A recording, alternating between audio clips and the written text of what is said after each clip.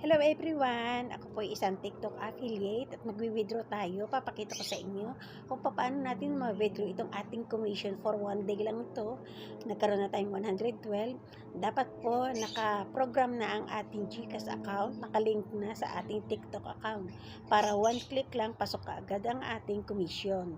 Tulad po na nakikita nyo, link na po yung aking GCash account, ipapasok ko na lang po yung aking komisyon. So, ganito lang po, tingnan nyo lang po kung paano kadali. So, papasok na po natin yung ating komisyon. Kahit po everyday mag-withdraw tayo, pwede po dito sa TikTok. So, ganito lang po. Sundan nyo lang ang aking paano ako mag-withdraw ng aking komisyon.